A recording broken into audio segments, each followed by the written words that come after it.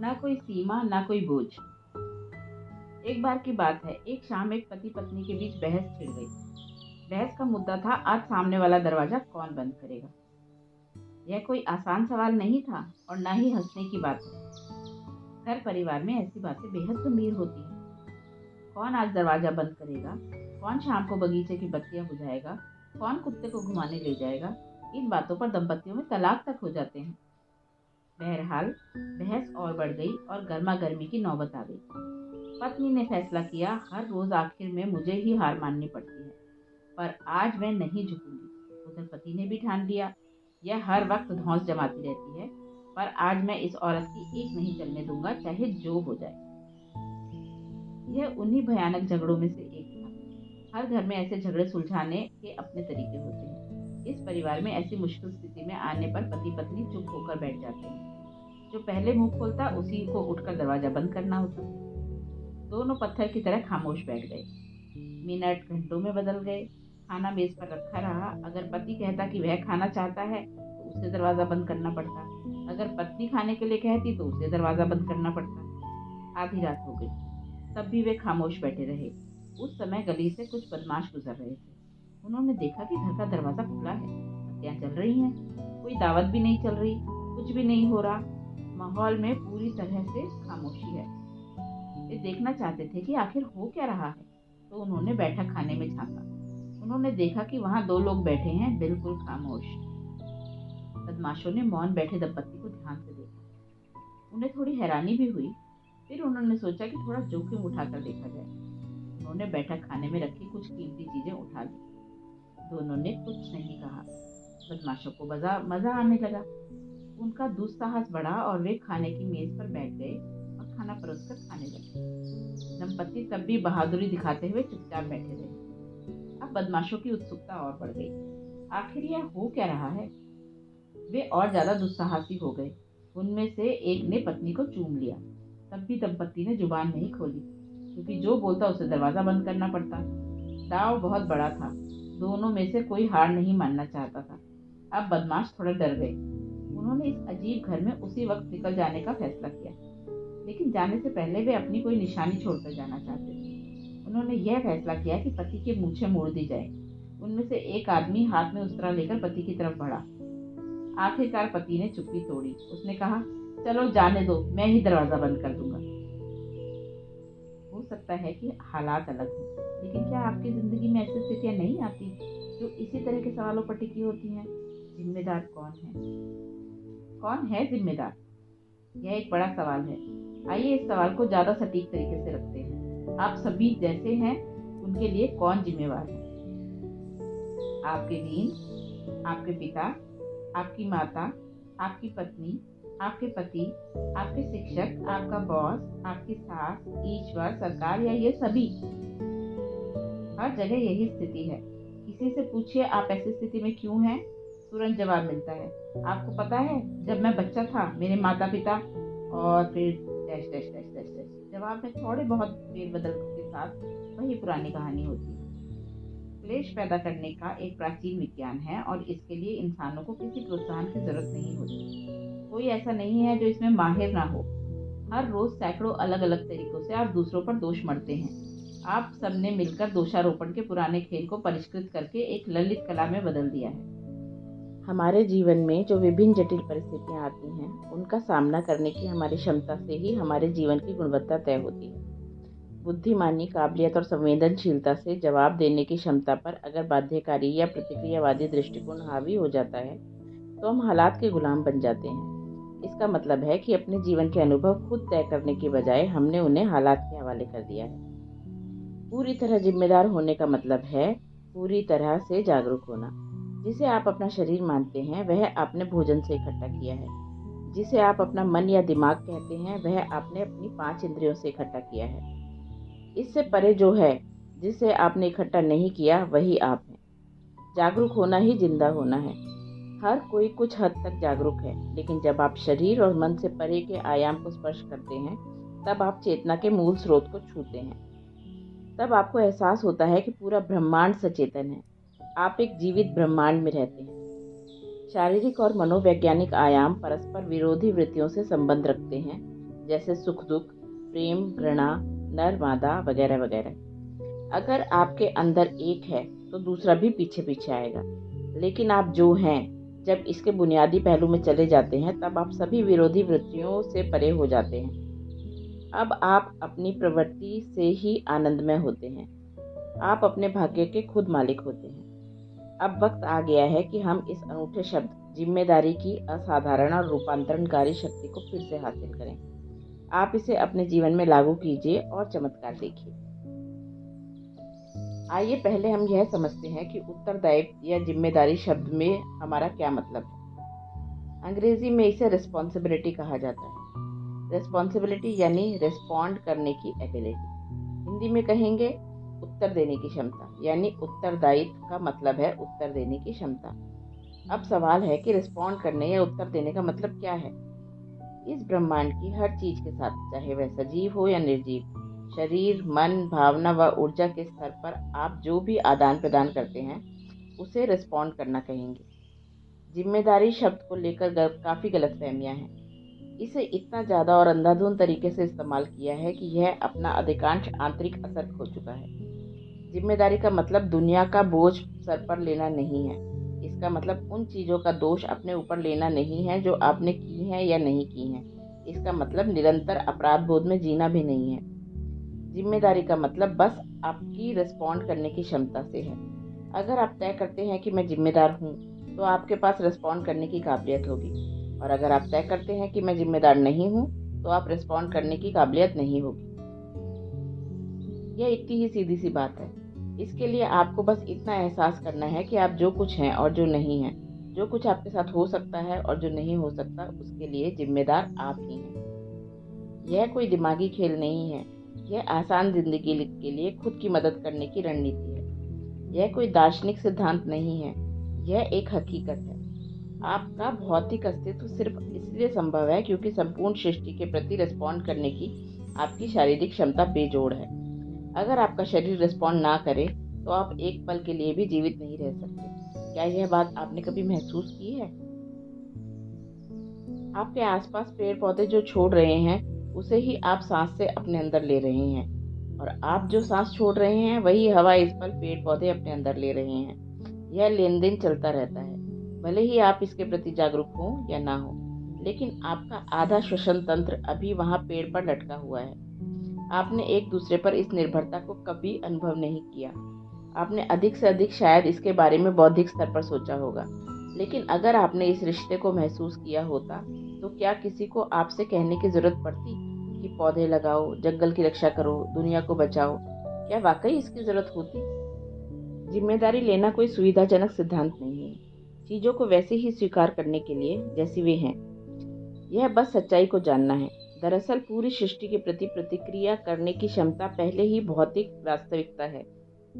सिर्फ आपके विचारों और भावनाओं को इस हकीकत के प्रति जागरूक होने की जरूरत है। मान लीजिए कि आपके दफ्तर में कुछ गड़बड़ हो जाती है। आपको लग सकता है कि यह किसी खास सहकर्मी की नाकाबिलियत की वजह से है। आप उसकी खिंचाई कर सकते हैं, अपना आपा खो सकते हैं, उसे नौकरी से निकाल सकते हैं। आपका ब्लड प्रेशर बढ़ सकता है, दफ्तर का माहौल बिगड़ जाएगा। आपके गुस्से का असर इस घटना के बाद भी कई दिनों और हफ्तों तक आपके सहकर्मियों और आपको महसूस होगा। शांति और आपसी भरोसे की स्थिति फिर से बहाल करने के लिए आपको शायद खासी मेहनत करनी पड़ेगी। एक और विकल्प भी है। आप स्थिति को बस उसी रूप में देखें जैसी वह है और इसके लिए जिम्मेदारी ले लें। जिम्मेदारी लेना दोषारोपण के बजाय आरोप स्वीकार करना नहीं है। इसका सीधा मतलब है सचेतन होकर हालात के प्रति रिस्पॉन्ड करना। एक बार जब आप जिम्मेदारी लेते हैं तो आप हमेशा स्थिति से निपटने के तरीके ढूंढना शुरू कर देंगे। आप समाधान खोजेंगे। अगर आप यह तरीका अक्सर अपनाते हैं तो अपने जीवन के हालात ठीक करने की क्षमता अपने आप बढ़ जाएगी। जीवन और उसकी जटिलताओं से निपटने की क्षमता बढ़ने के साथ आपकी संभावनाओं और शक्तियों में भी इजाफा होने लगेगा। अगर आप अपने भीतर अपने आसपास मौजूद हर चीज की पूरी जिम्मेदारी ले लेते हैं तो आप घर, दफ्तर और यहाँ तक कि दुनिया में किसी भी परिस्थिति के केंद्र बन जाएंगे। क्योंकि आप इन परिस्थितियों के लिए बेहद जरूरी बन जाते हैं तो आपके अंदर असुरक्षा या अपूर्णता की कोई भावना नहीं रह जाती।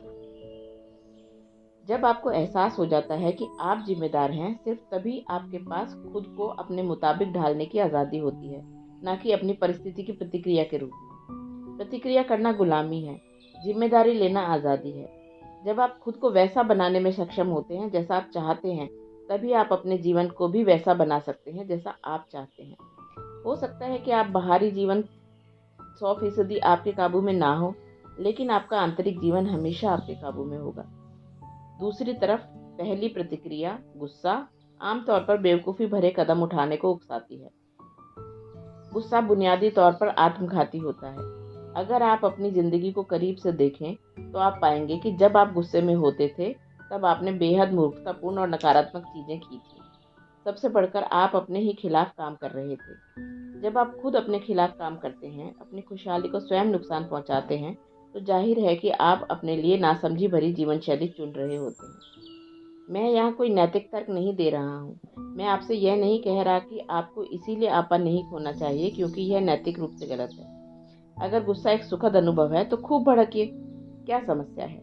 मगर यह सच है कि यह पूरी तरह से अप्रिय अनुभव है, आपके लिए भी और जिन पर आप भड़क रहे हैं उनके लिए भी। यह अनुत्पादक भी है और इसीलिए बेअसर है। मैं यहाँ गुस्से पर काबू करने या गुस्से के प्रबंधन के उपाय नहीं बता रहा हूँ। जब मैं पहली बार अमेरिका गया तब मैंने हर किसी को तनाव प्रबंधन यानी स्ट्रेस मैनेजमेंट के बारे में बात करते सुना। मुझे हैरानी हुई, कोई तनाव का प्रबंधन क्यों करना चाहेगा? मैं हमेशा सोचता था कि हम उन चीज़ों का प्रबंधन करते हैं जो हमारे लिए कीमती हैं, जैसे धन संपत्ति, कारोबार, परिवार। यह समझने में मुझे समय लगा कि लोगों ने यह मान लिया है कि तनाव उनकी ज़िंदगी का एक अनिवार्य हिस्सा है। वे यह देख नहीं पा रहे थे कि यह पूरी तरह से खुद की पैदा की हुई और अपने ऊपर थोपी हुई चीज़ है। एक बार जब आप अपने आंतरिक जीवन को अपने हाथ में ले लेते हैं, तब तनाव जैसी कोई चीज़ नहीं रह जाती। दरअसल गुस्से की जड़ आपकी यह गलत धारणा है कि आप अपना आपा खोकर हालात बदल सकते हैं, लेकिन आपकी ज़िंदगी के अनुभव बार बार यही बताते हैं कि इसका उल्टा सही है। यानी आप अपनी बुद्धिमानी और समझदारी खोकर कभी किसी परिस्थिति को बेहतर नहीं बना सकते। गुस्सा होकर आप अपने हालात और बिगाड़ लेते हैं। एक बार जब आप स्पष्ट रूप से इसे देख पाते हैं तो यह बदलाव की दिशा में आपका पहला कदम होता है। इसके अलावा यह साबित करने के लिए पर्याप्त मेडिकल और वैज्ञानिक प्रमाण मौजूद हैं कि गुस्से की हालत में दरअसल आप अपने शरीर में जहर भर रहे होते हैं। खून की जांच जैसी साधारण चीज तक से इसे साबित किया जा सकता है। जब आप गुस्से में होते हैं तो आपके शरीर के रसायन बदल जाते हैं और आपका पूरा शरीर विषैला हो जाता है। अधिक सक्रियता और नींद के दौरान यह रासायनिक गड़बड़ी खुद ठीक हो जाती है। लेकिन अगर आप अक्सर गुस्से की अवस्था में होते हैं तो आप बड़ी शारीरिक और मनोवैज्ञानिक मुसीबत में पड़ जाएंगे, इसमें कोई शक नहीं है। आमतौर पर माना जाता है कि गुस्सा करने से ही परिणाम निकलता है। प्रचंड क्रोध के बगैर दुनिया में कुछ नहीं होता। क्यूबा की क्रांति के सूत्रधार चे गुएवारा द्वारा कही गई यह पंक्ति विख्यात है, अगर आप हर अन्याय के खिलाफ गुस्से से कांप उठते हैं तो आप हमारे कॉमरेड हैं। शायद यह सही है, लेकिन गुस्से में आप भीड़ का एक हिस्सा बन जाते हैं, जबकि गुस्से की अनुपस्थिति में आप सृष्टि के साथ एक हो जाते हैं। एक बार की बात है, एक सज्जन ट्रेन से ब्रिस्टल से लंदन जा रहे थे। उनकी गोद में एक नवजात शिशु था। एक और सज्जन उसी डब्बे में चढ़े। उन्होंने अपने 2 बड़े सूटकेस रखे और पहले सज्जन की बगल में बैठ गए। जैसा कि आप जानते हैं, अंग्रेज एक दूसरे से तुरंत बात करना शुरू नहीं कर देते, इसीलिए पहले वाले सज्जन शिष्टाचारवश कुछ देर चुप रहे। इसके बाद वे दूसरे सज्जन की तरफ मुड़े और बोले, सूटकेस को देखते हुए लगता है कि आप सेल्समैन हैं। मैं भी वही हूँ। दूसरे सज्जन ने कहा, हाँ मैं सेल्समैन हूँ। एक और शिष्टता भरी चुप्पी छा गई। इसके बाद पहले सज्जन ने कहा, आप क्या बेचते हैं? दूसरे ने जवाब दिया, मैं पेचदार गियर बेचता हूँ। फिर एक और शालीन चुप्पी। तब दूसरे ने पहले सज्जन से पूछा, और आप क्या बेचते हैं? उसने कहा, मैं कंडोम बेचता हूँ। दूसरे सज्जन को धक्का लगा। उसने कहा, आप कंडोम बेचते हैं और अपने बेटे को इस धंधे में साथ लेकर जा रहे हैं, क्या यह ठीक है? पहले सज्जन ने कहा, यह मेरा बेटा नहीं है, यह ब्रिस्टल से मिली एक शिकायत है। इंसान लगातार शिकायत करने की मुद्रा में रहता है। लोग अपनी शिकायतों को अपने पहचान पत्र की तरह लिए फिरते हैं। ऐसे लोग तमाम लोग हैं जो इस बात का रोना रोते रहते हैं कि जिंदगी ने उनके साथ बहुत बुरा किया।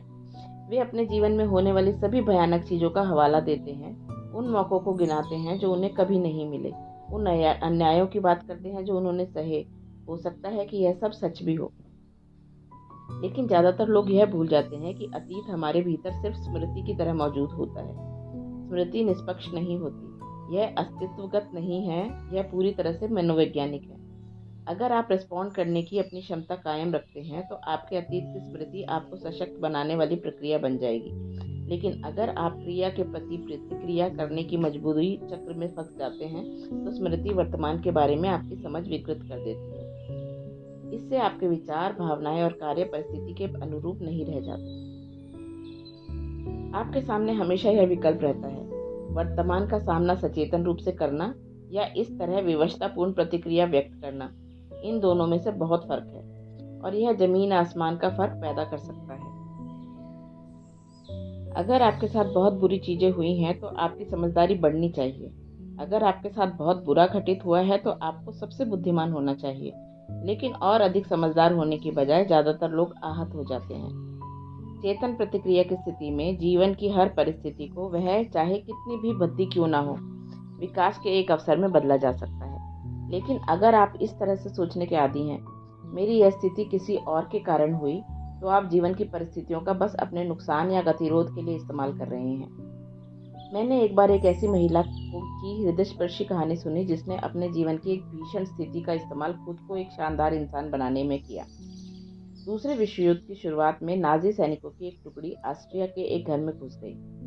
सैनिक घर के वयस्कों को कहीं और ले गए और उस घर के 2 बच्चों, 13 साल की लड़की और 8 साल का लड़का, को एक रेलवे स्टेशन पर ले जाया गया। जब वे दूसरे बच्चों के साथ ट्रेन के आने का इंतजार कर रहे थे, लड़कों ने वहीं खेलना शुरू कर दिया। आगे जो होने वाला था उससे बेखबर बच्चे खेलने लगे जिसके वे आदी थे। एक मालगाड़ी आई और सैनिक सभी बंदी बनाए गए बच्चों को उसमें चढ़ाने लगे। जब सब अंदर पहुंच गए तो लड़की ने गौर किया कि उसका भाई अपना जूता स्टेशन पर ही भूल गया था। यह ऑस्ट्रिया की कपकपाने वाली सर्दी थी। बगैर जूतों के वह अपने पैर गंवा सकता था। लड़की को गुस्सा आ गया।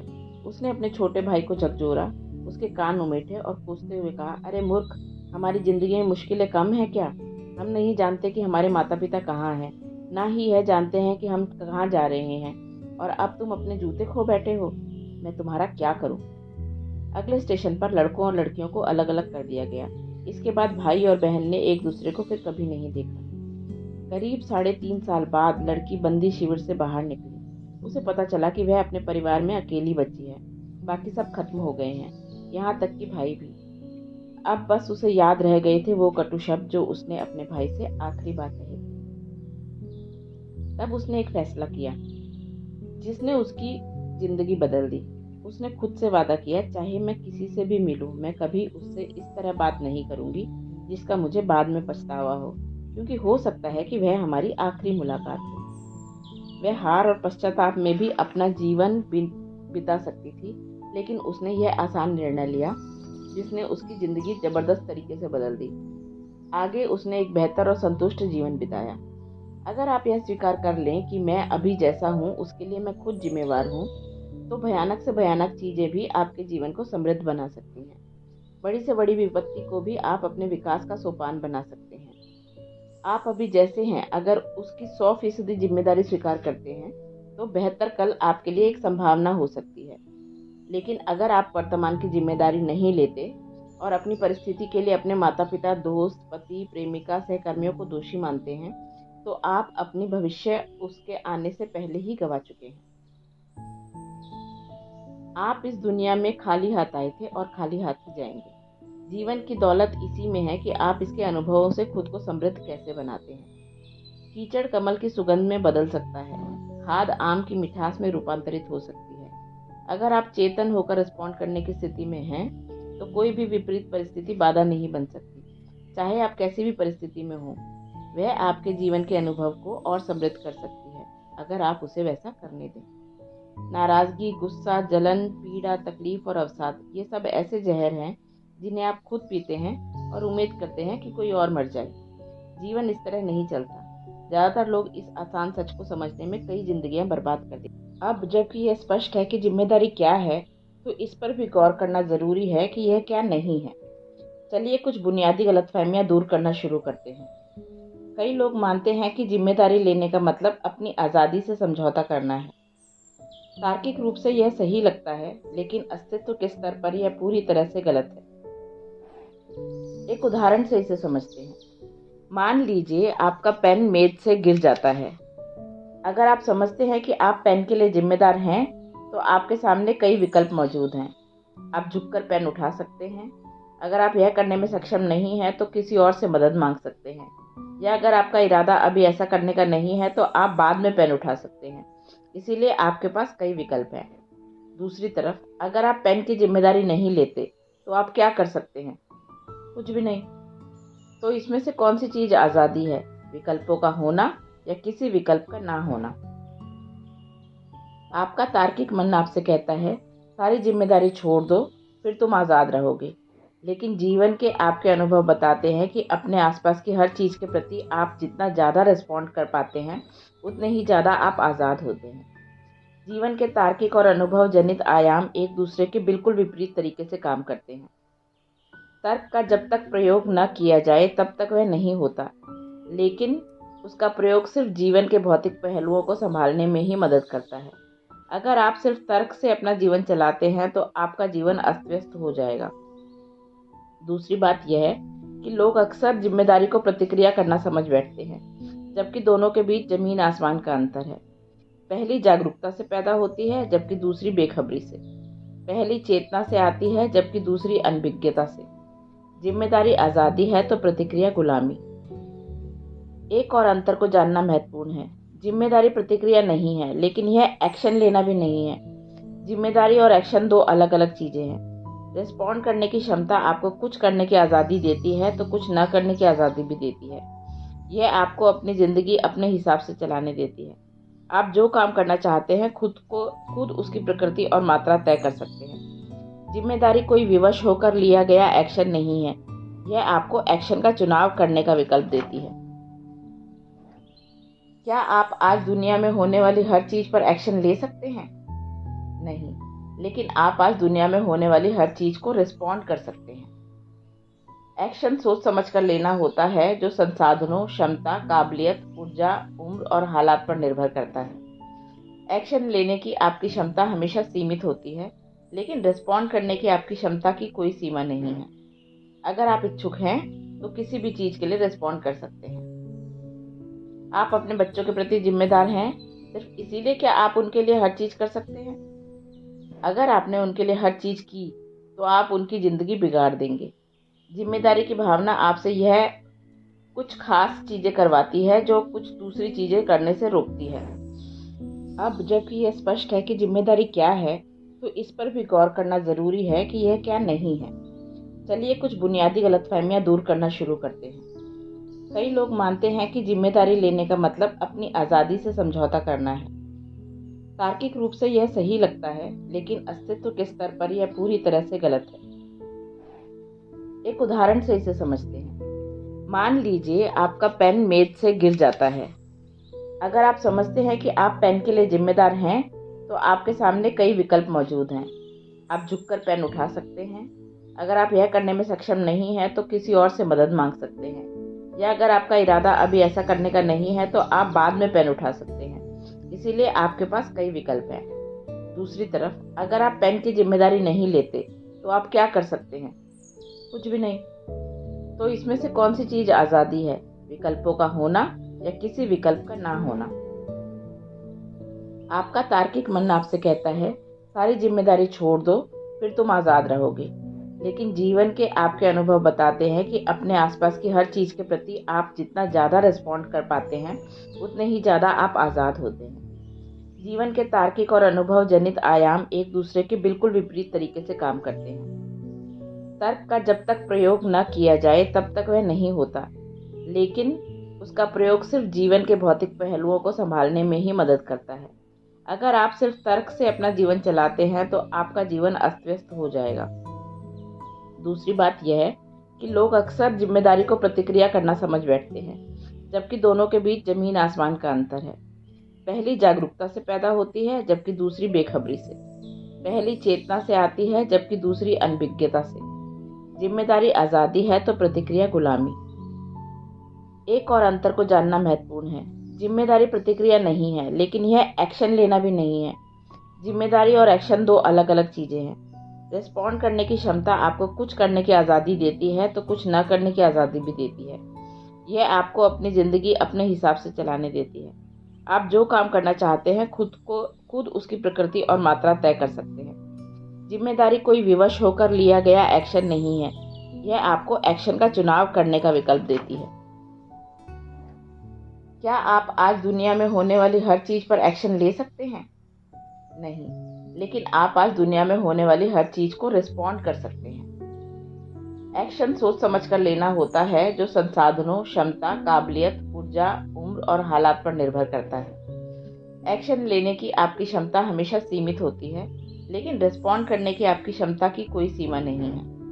अगर आप इच्छुक हैं तो किसी भी चीज के लिए रिस्पॉन्ड कर सकते हैं। आप अपने बच्चों के प्रति जिम्मेदार हैं सिर्फ इसीलिए क्या आप उनके लिए हर चीज कर सकते हैं? अगर आपने उनके लिए हर चीज की तो आप उनकी जिंदगी बिगाड़ देंगे। जिम्मेदारी की भावना आपसे यह कुछ खास चीजें करवाती है जो कुछ दूसरी चीजें करने से रोकती है। तो जिम्मेदारी का मतलब बेलगाम एक्शन नहीं है, यह उससे काफी अलग है। आप पूछ सकते हैं कि दुनिया में हो रही हिंसा और अन्याय के लिए आप कैसे जिम्मेदार हैं? दुनिया भर में हो रहे युद्ध और रक्तपात के लिए आप कैसे जवाबदेह हैं? शोषित और कमजोर वर्ग के खिलाफ अत्याचार के लिए आप कैसे जिम्मेदार हैं? निश्चित रूप से आप इनमें से किसी के लिए भी दोषी नहीं हैं, लेकिन जिस पल आप किसी भी ऐसी घटना के प्रति जागरूक होते हैं तो आप रिस्पॉन्ड करते हैं। चिंता से, प्रेम से, परवाह से, घृणा से, क्रोध से, आक्रोश से, यहाँ तक कि कुछ करके भी। बात बस इतनी है कि अक्सर यह एक अचेतन प्रक्रिया होती है, न कि सचेतन। अगर जवाब देने या रिस्पॉन्ड करने की इस क्षमता को आप एक स्वेच्छा से होने वाली प्रक्रिया बना लेते हैं तो वह आपके भीतर एक जबरदस्त नई संभावना को जन्म दे देती है। आपकी आंतरिक प्रतिभा निखरने लगती है। तो क्या आप चांद को रिस्पॉन्ड कर सकते हैं? हाँ, आप कर सकते हैं। आपका शरीर और जीवन ऊर्जा निश्चित रूप से रिस्पॉन्ड करते हैं। जब चंद्रमा के घटने बढ़ने के मासिक चक्र को रिस्पॉन्ड करने के लिए सारा समुद्र ऊपर उठता है, तो क्या आपको लगता है कि आपके अपने शरीर में मौजूद पानी नहीं उठता होगा?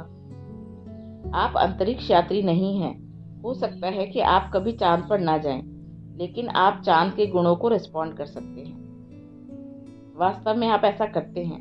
बस यह चुनाव आपका है कि आप इसे पूरे मन से और सजग भाव से करें। और अब हम अगली गलतफहमी पर आते हैं। कई लोग सोचते हैं कि जिम्मेदारी का मतलब क्षमता है। यह भी गलत है। जब एक्शन की बात आती है तब क्षमता की बात आएगी, लेकिन जब रिस्पॉन्ड करने की बात होती है तो यह बस इच्छुक होने का सवाल है। अगर आप किसी को सड़क पर मरता हुआ देखते हैं तो क्या आप जिम्मेदार हैं? अगर आप रिस्पॉन्ड करने के इच्छुक हैं तो आप कई विकल्प ढूंढेंगे। अगर आप डॉक्टर हैं तो आप इस मामले में सीधे सीधे कुछ करने की कोशिश करेंगे। अगर आप डॉक्टर नहीं हैं तो आप एम्बुलेंस बुला सकते हैं, या अगर कोई और यह काम कर रहा है तो आप कम से कम आपके दिल में उसके लिए चिंता बनी रहेगी। लेकिन अगर आप जिम्मेदारी स्वीकार नहीं करते तो आप वहां बस एक पत्थर की तरह बैठे हुए अपनी आंखों के सामने उसे मरता हुआ देखेंगे। आप जैसे हैं वह आपकी रिस्पॉन्ड करने की क्षमता से तय होता है। सिर्फ एक्शन लेने की क्षमता ही बाहरी दुनिया से संबंध रखती है। जिम्मेदारी का संबंध बोलने, सोचने या कुछ करने से नहीं है। जिम्मेदारी का संबंध आपके होने से है। जीवन ऐसा ही है। यह कोई स्वतंत्र और पृथक इकाई नहीं है, बल्कि यह ब्रह्मांड से पल पल होने वाला लेन देन है। इसे ऐसा बनाने के लिए आपको कोशिश नहीं करनी होती। आपको इसे बस उस तरह देखना है जैसा यह है। आइए अब जिम्मेदारी को और गहराई से देखते हैं। अगर जिम्मेदारी रिस्पॉन्ड करने की क्षमता है तो मैं आपसे एक और सवाल पूछता हूँ। आपकी रिस्पॉन्ड करने की क्षमता सीमित है या असीमित? क्या आप एक पौधे को रिस्पॉन्ड करने में समर्थ हैं? हाँ, आप समर्थ हैं। सड़क पर किसी अजनबी को? आप समर्थ हैं। चांद को? आप समर्थ हैं। सूरज को, सितारों को? आप समर्थ हैं। पूरे ब्रह्मांड को आप समर्थ हैं। असल में जैसा कि हमने देखा, आपके शरीर का हर अणु ब्रह्मांड को, जो ऊर्जाओं का एक अद्भुत नृत्य है, असीमित तरीके से रिस्पॉन्ड कर रहा है। लेकिन आप जीवन को इसकी संपूर्ण गहराई में अनुभव नहीं कर रहे। इसका एकमात्र कारण आपकी मानसिक रुकावट है। आपकी मनोवैज्ञानिक बनावट पत्थर की दीवार की तरह है। अगर आप तैयार हैं तो आपके जीवन का हर पल एक शानदार अनुभव हो सकता है। सिर्फ सांस लेने और छोड़ने की प्रक्रिया भी एक जबरदस्त प्रेम प्रसंग हो सकती है। लेकिन मन इसका विरोध क्यों कर रहा है? क्योंकि वह अपने ही सीमित तर्क से लाचार होता है। उसका तर्क होता है, 2 लोगों की जिम्मेदारी ही मेरे लिए सिरदर्द है। अगर मैं पूरी दुनिया की जिम्मेदारी ले लूं तो क्या होगा? तो मैं बर्बाद हो जाऊंगा। करोड़ों सालों के विकास के जरिए प्रकृति ने आपको कुछ खास सीमाओं में कैद कर दिया। यही इंसान की दुर्दशा है। लेकिन यह कैद सिर्फ जैविक या शारीरिक स्तर पर है। इंसानी चेतना के स्तर पर आप बिना दरवाजे वाले पिंजरे में बैठे पक्षी की तरह हैं। कैसी दुखद विडंबना है। युगों से चली आ रही आदत के कारण आप आजाद होकर उड़ जाने से इनकार कर रहे हैं। जीवन ने आपके लिए सब कुछ खुला छोड़ रखा है। अस्तित्व ने किसी के लिए कुछ भी रोक कर नहीं रखा। अगर आप इच्छुक हैं तो आप पूरी सृष्टि तक अपनी पहुंच बना सकते हैं। किसी ने कहा है, खटखटाओ और दरवाजा खुल जाएगा। आपको खटखटाने की भी जरूरत नहीं है, क्योंकि कोई दरवाजा है ही नहीं। यह पूरा खुला है। आपको बस इससे बाहर जाना है। बस इतना ही करना है आपको। आध्यात्मिक प्रक्रिया का एकमात्र मकसद यही है। पूरे इतिहास में और सभी संस्कृतियों के हर आध्यात्मिक गुरु के जीवन का मकसद और कार्य बस यही बताना रहा है। इस पिंजरे का कोई दरवाजा नहीं है। आप उड़ जाते हैं या पिंजरे की सीमा में जीवन बिता देते हैं, यह चुनाव आपको करना है। वैसे परम आज़ादी की संभावना कई लोगों को बहुत खतरनाक या डराने वाली लग सकती है। हाँ, यह खतरा है, लेकिन सिर्फ आपकी सीमाओं के लिए। क्या आप स्वेच्छा से कैदी का जीवन जीना चाहते हैं? आपकी जिम्मेदारी को सीमित करना कोई स्तरों पर शारीरिक, बौद्धिक और भावनात्मक रूप से अपना ही दम घोंट देना है। दुर्भाग्य से जीवन के इस दमन को लोगों ने बचाव या सुरक्षा समझ लिया है। एक बीज की स्थिति पर गौर कीजिए। अगर बीज लगातार खुद को बचाने की कोशिश करता रहे तो उससे एक नया जीवन निकलना असंभव है। बीज अपनी पहचान गंवा देते, अपनी सुरक्षा और अखंडता खो देने और असुरक्षित हो जाने के जबरदस्त संघर्ष से गुजरता है, ताकि वह कई टहनियों वाले पत्तेदार और फल फूल से लदे पेड़ के रूप में बढ़ सके। लेकिन रूपांतरित होने की तड़प के बिना जीवन अंकुरित नहीं होगा। आज अकेलापन दुनिया की सबसे बड़ी समस्याओं में से एक है। बेशक इस पर यकीन करना मुश्किल है, लेकिन यही सच है कि धरती 7 अरब की आबादी से भरी पड़ी है, फिर भी लोग अकेले हैं। अगर किसी को अकेले रहने में आनंद आता है तो इसमें कोई समस्या नहीं, लेकिन ज़्यादातर लोग अकेलेपन से परेशान हैं। नतीजतन वे कई गंभीर मनोवैज्ञानिक समस्याओं से गुजर रहे हैं। अगर आप अकेला महसूस करते हैं तो इसीलिए क्योंकि आपने खुद को एक टापू बना लिया है। ऐसा नहीं होना चाहिए।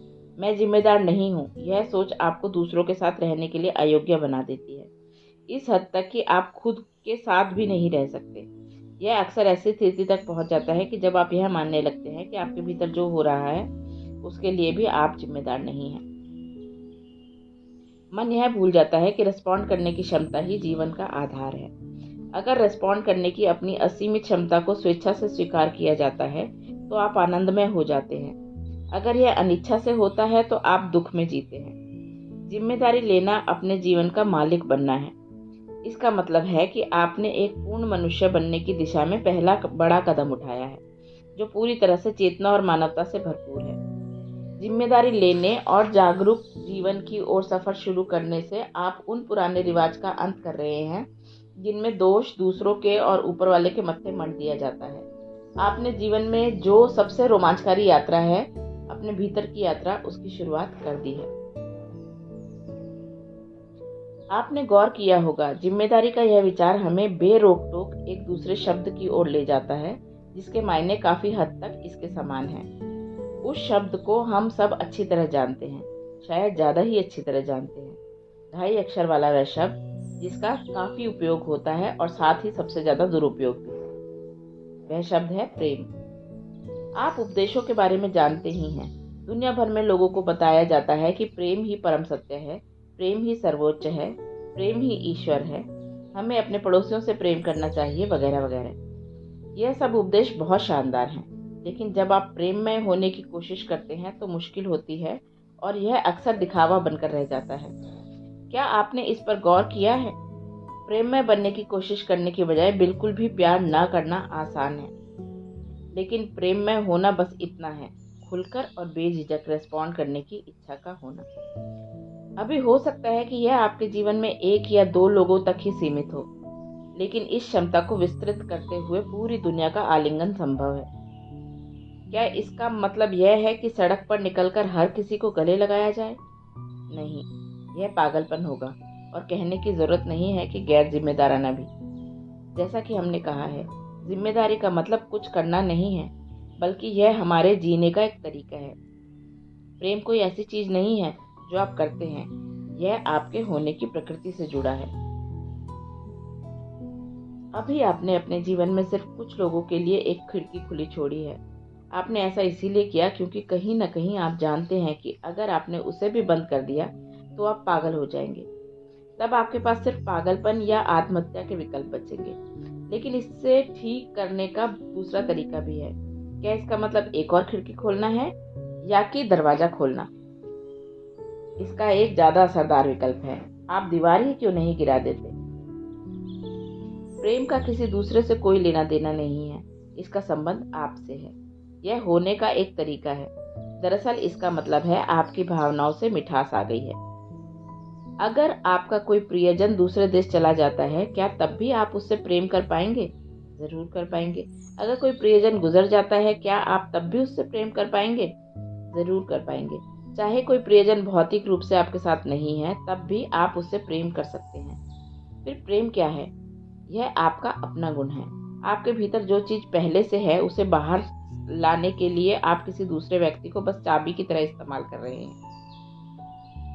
जब कोई ताला ही नहीं, कोई दरवाजा नहीं, कोई दीवार नहीं, तो आप चाबियों के साथ मगजमारी क्यों कर रहे हैं? आप काल्पनिक दरवाजे और दीवारें खड़ी कर लेते हैं और फिर काल्पनिक चाबियां बना लेते हैं और तब आप चाबियों के साथ उलट पलट करने लगते हैं। एक बार जब आपको चाबी मिल जाती है तो आपको उसके खो जाने का डर सताता रहता है। ज्यादातर लोगों के लिए प्रेम शुरुआत में सुख होता है, लेकिन कुछ समय बाद वह चिंता बन जाता है। क्यों? क्योंकि इस चाबी के पैर होते हैं और अपनी मर्जी भी। आप इसे अपनी जेब में नहीं रख सकते या गले में लटकाए नहीं रह सकते। जब आप ऐसा करने की कोशिश करते हैं तो दो जिंदगियों पर खतरा मंडराने लगता है।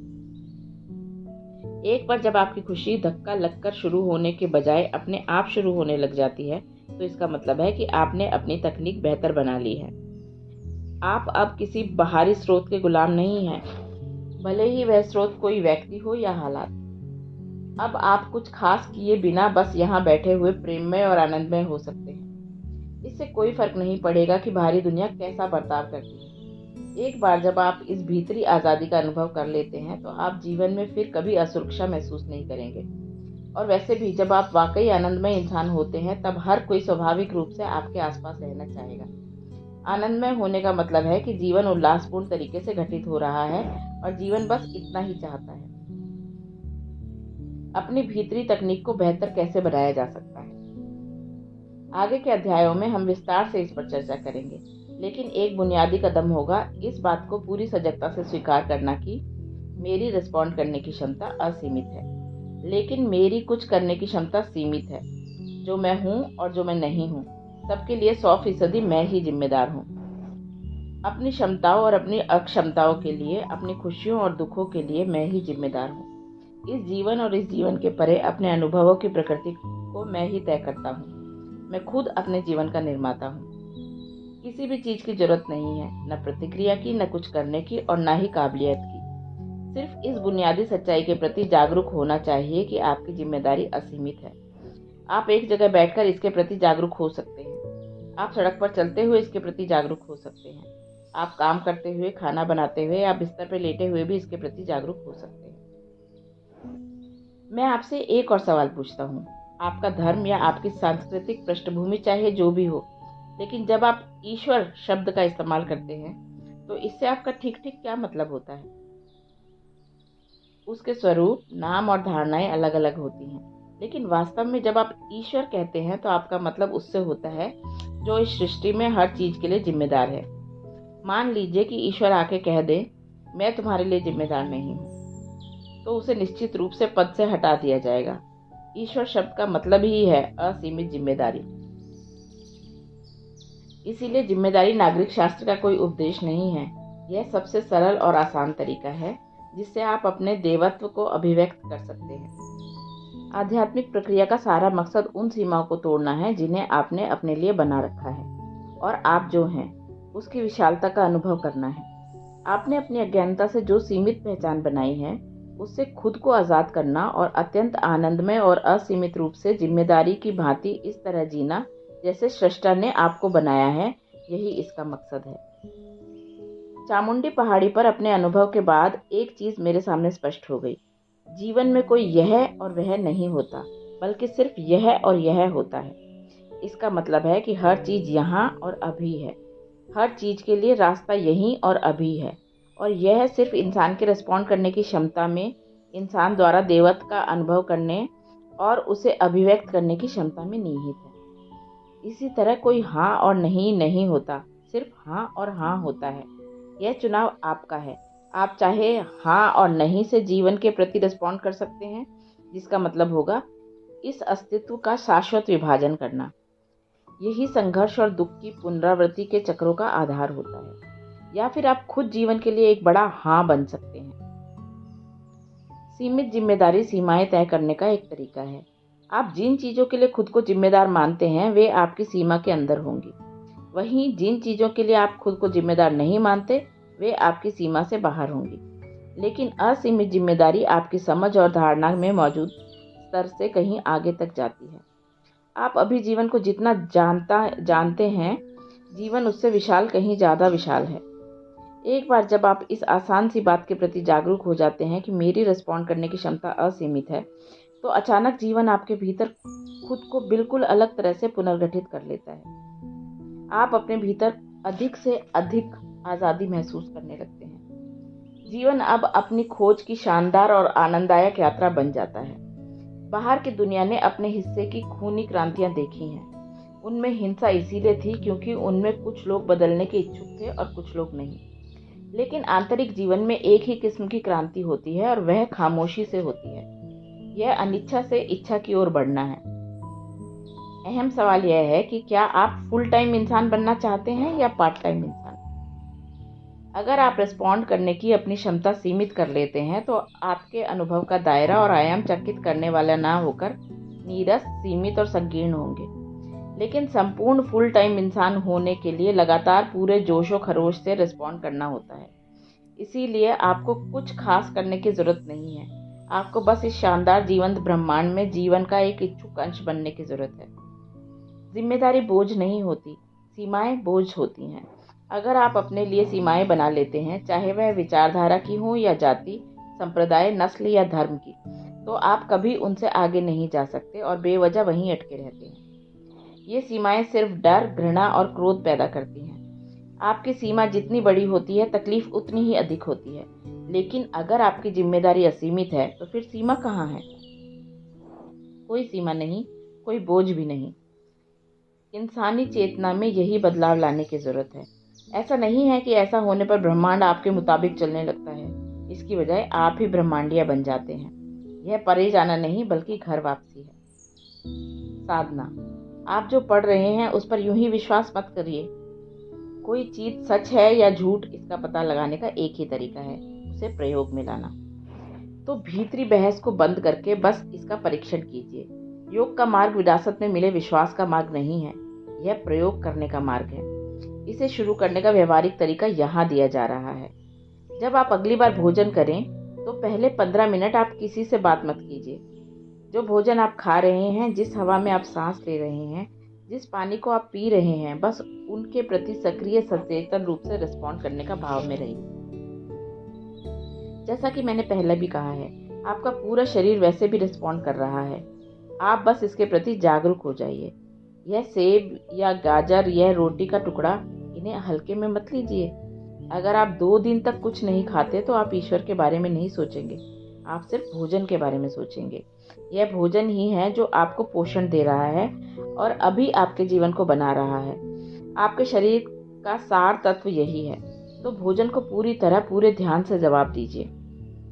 यह फल, यह अंडा, यह रोटी, यह सब्जी, ये सब अपने आप में जीवन का एक हिस्सा है, लेकिन वे आपका हिस्सा बन जाने को तैयार हैं। क्या आप किसी दूसरे के लिए ऐसा करने के लिए तैयार होंगे? आप अपनी पहचान गंवाने और दूसरे में समाकर एक हो जाने के लिए तैयार नहीं हैं। यहाँ तक कि आप किसी दूसरे को अपनी छोटी उंगली तक समर्पित करने को तैयार नहीं हैं। आमतौर पर जब आपको कोई ज़रूरत होती है तो आप पल भर के लिए बस थोड़ा सा समर्पण करते हैं। आपके प्रेम संबंध बड़े सुनियोजित समर्पण का नतीजा है, लेकिन भोजन, जो खुद में एक जीवन है, आपका हिस्सा बनने के लिए खुद को पूरी तरह से बलिदान कर देता है। बाद में इस वाक्य को जोर से बोले बिना ही इस सरल विचार को पूरे दिन अपने मन में चलाते रहें। मेरी जिम्मेदारी असीमित है। अगर मैं इच्छुक हूँ तो मैं हर चीज़ के लिए रिस्पॉन्ड कर सकता हूँ। इस बात के प्रति नींद आने तक जागरूक रहें और आँख खुलने पर भी यही बात याद करें। अगर आप असीमित प्रकृति के बारे में अपनी जागरूकता पूरे 1 मिनट तक भी कायम रखते हैं तो आप जबरदस्त रूपांतरण हासिल करेंगे। 1 मिनट भले ही सुनने में आसान लगे, लेकिन आप देखेंगे कि उस अवस्था तक पहुंचने के लिए बहुत प्रयास की ज़रूरत होती है। सिर्फ 1 मिनट भी आपको अनुभव और संचालन के अलग अलग आयाम तक ले जा सकता है। अभी आपकी जागरूकता डामाडोल होती रहती है। इस पल आप जागरूक होते हैं और अगले ही पल नहीं होते। कोई बात नहीं, हर घंटे खुद को याद दिलाइए। इस जागरूकता के साथ प्रयोग कीजिए, इसे गहरा होने दीजिए और फिर देखिए क्या होता है। सचेतन रिस्पॉन्स आपको जीवन के साथ जुड़ाव की एक गहन और स्थायी अवस्था में ले आता है। एक विचार या भावना की तरह नहीं, बल्कि वास्तविक रूप में जीवन की तरह। अपने साथ इस इच्छुक और सक्रिय भागीदारी में जीवन आपको गले लगा लेता है और यह आलिंगन आपको सृष्टि के मूल स्रोत तक ले जाता है।